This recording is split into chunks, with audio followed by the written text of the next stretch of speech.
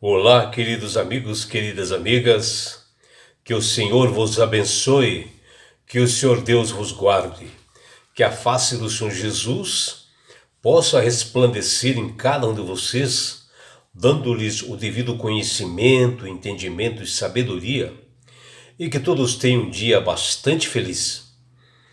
Vamos à lição? E hoje, terça-feira, 9 de setembro de 2025, a lição 11 de hoje, ela tem como título Corrompidos pela Idolatria.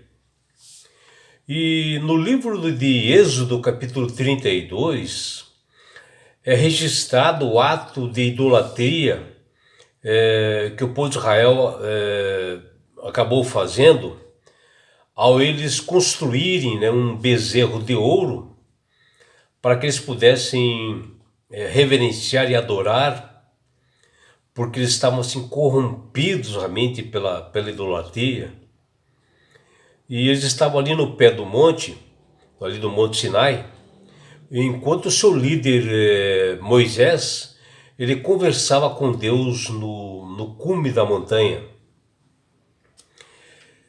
E quando Moisés estava recebendo as tábuas dos 10 mandamentos, e Deus avisa a Moisés que o povo havia se corrompido e entrado em pecado gravemente, trocando uma imagem de um ídolo, de um bezerro, e eles haviam se desviado da obediência, quebrando o pacto, da aliança.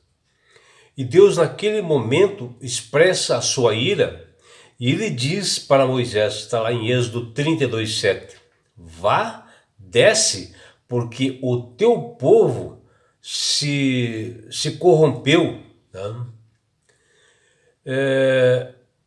O que nós podemos ver aqui, que Deus pede dessa forma assim, de falar para Moisés, para ele resolver com o seu povo que estava em pecado e ver o que estava acontecendo, para ele, Moisés, tomar as rédeas e tentar fazer alguma coisa.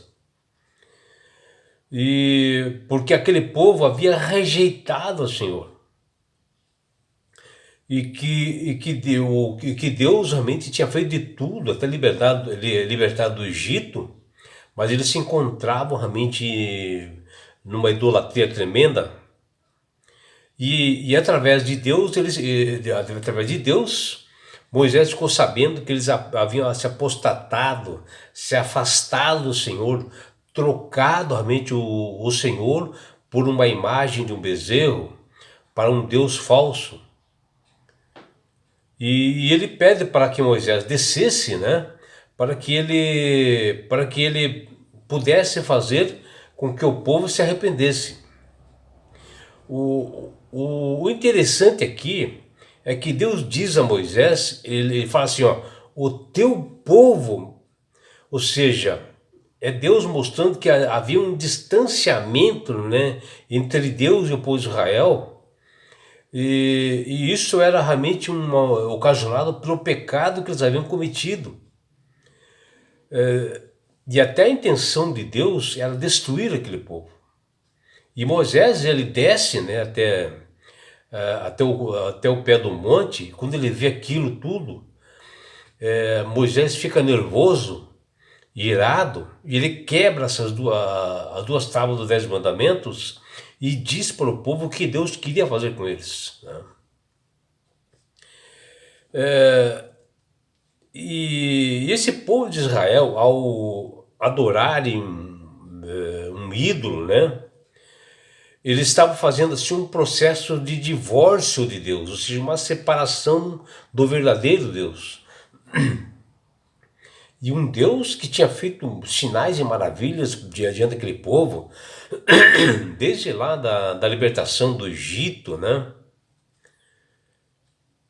E Deus aqui para Moisés, ele coloca a culpa diretamente sobre o povo, dizendo que o povo se corrompeu, está lá em Êxodo 32:7, Na realidade, o que o povo fez é uma negação da presença, né, de Deus e tinham esquecido os atos poderosos que Deus havia feito para eles, né? E que esse ato que eles fizeram foi um ato gravíssimo, né, de idolatria. E assim, realmente algo que nós temos que refletir, porque Deus tem que ser o centro da nossa vida, e outro Deus não pode preencher de forma alguma o lugar de Deus. E se nós não desfrutarmos, se nós não cultivarmos a presença desse relacionamento vivo de Deus, nós desfrutaremos e dedicaremos nossa vida a uma outra pessoa, a um outro ídolo, né? Ou alguma coisa colocando no lugar de Deus. O que nós colocamos no lugar de Cristo pode ser coisa assim, de todas as formas, assim, diferentes no mundo, né? Que às vezes não precisa ser uma imagem ou uma estátua ou algo parecido, né?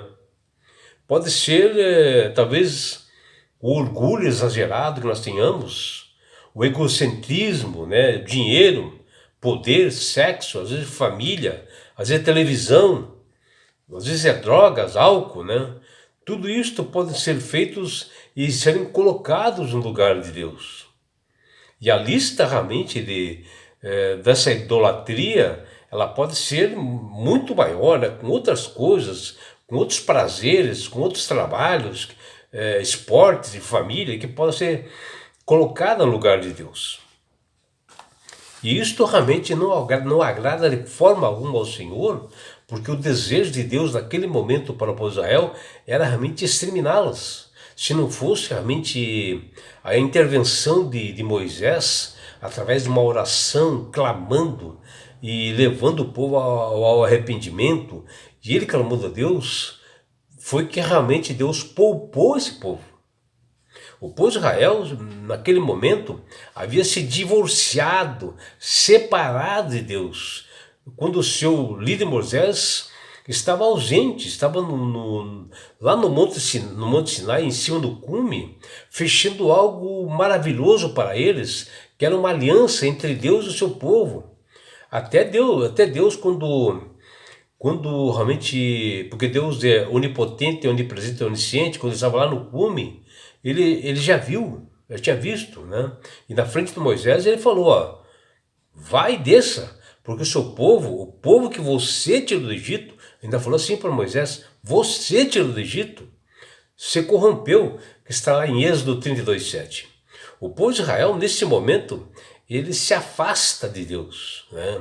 O pecado fez essa separação e começaram a idolatrar, a adorar um bezerro de ouro, como foi questionado por eles mesmos, né, com a ajuda de Arão, e até faziam festas e comemorações, e até chegaram a dizer, você vê como o inimigo começa a tomar conta assim, do coração das pessoas, que eles começaram a dizer e atribuir que essa imagem de ouro, esse bezerro de ouro, essa estátua é que os havia tirado lá do Egito.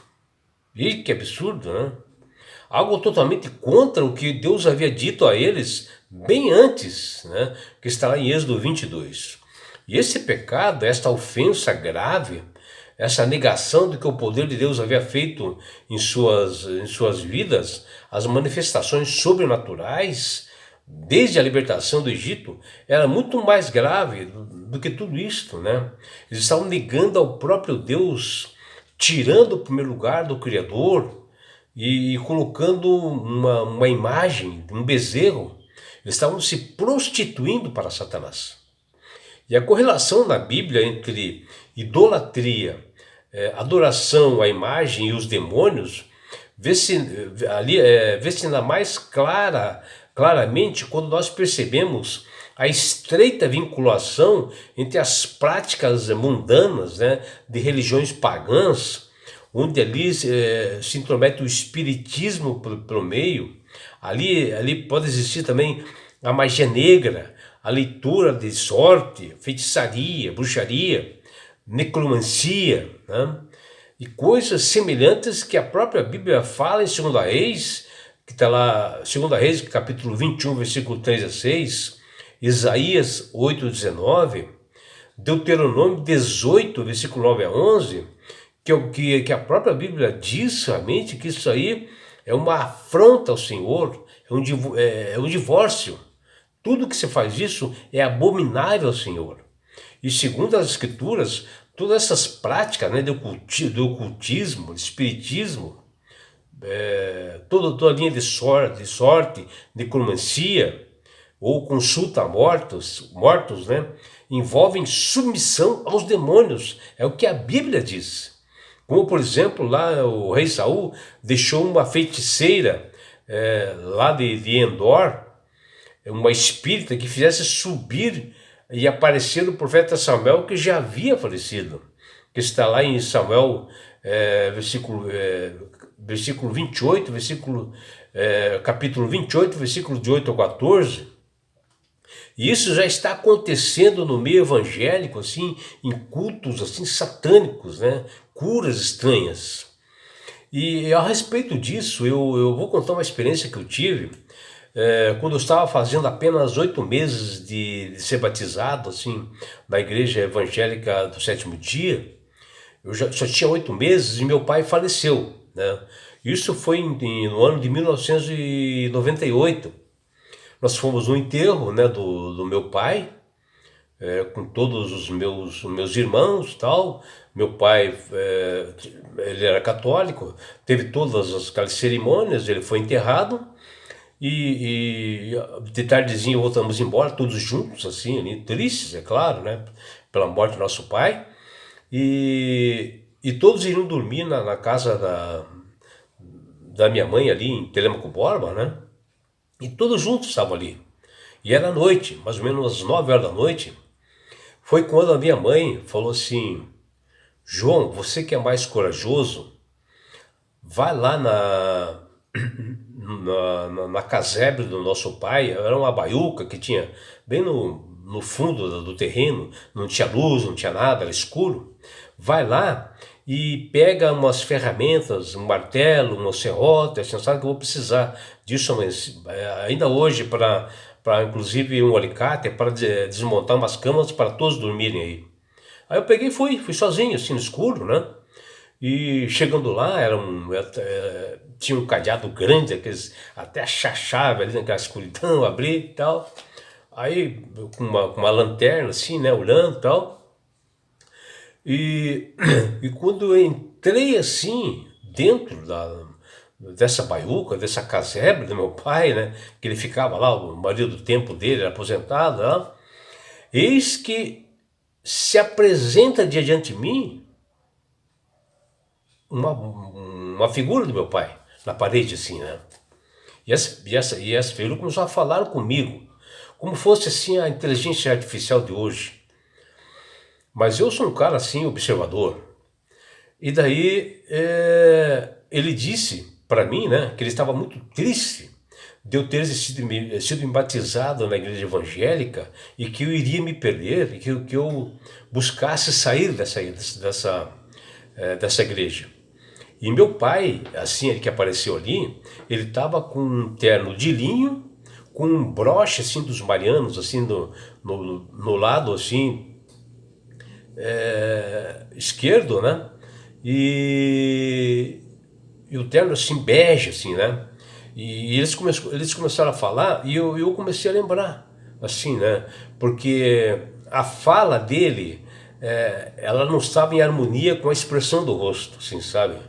Não estava aquela perfeição. Eu falei, poxa, eu engano o inimigo, na minha mente, né? E daí eu peguei e fui olhar assim o armário, que era bem da entrada também, onde meu pai colocava todos os ternos dele. E daí eu observei, pô, peraí, mas esse terno que está aparecendo ali na parede é o terno que está aqui. Como ele pode aparecer lá? Daí eu peguei o terno, né? Peguei o terno que estava assim, conversando ainda, continuando a conversar, e peguei o terno e trouxe assim na frente. Falei, Ô Satanás mentiroso, olha o terno do meu pai aqui, como é que ele pode estar aí? Tu és um mentiroso, em nome de Jesus se afaste. E depois acabou sumindo lá e nunca mais apareceu. Era a presença do Satanás ali. E é por isso, meus amigos e amigas, que nós temos que ter o devido cuidado, né, quando ocorre esse tipo de coisa, né, para não cairmos em engano, né. E veja na lição, o povo de Israel, uma nação que era santa, um sacerdócio real, depois de presenciarem muitos milagres de Deus, cai no engano de Satanás, fazendo uma imagem de um bezerro de ouro, que eles começaram a adorar, trocando Deus por essa imagem que não abre, que não fala, que não... Imagina você, se é possível um negócio deles, né? E eles haviam já presenciado muitos milagres que Deus havia feito ali nessa caminhada, desde lá do Egito, da libertação, né? E agora estavam adorando uma imagem de um bezerro de ouro, induzidos somente por Satanás. E o profeta Ezequiel, no capítulo 20, versículos 1 a 44, e Ezequiel 22, versículo 1 a 12, ele menciona que a idolatria está no âmago da ruína do povo de Deus. E assim perguntamos, como pode o povo de Israel ser tão ingênuo assim e cair nesses enganos, meus amigos? Sabe, a Bíblia era clara, eles tinham conhecimento de como realmente o inimigo age através dessas imagens.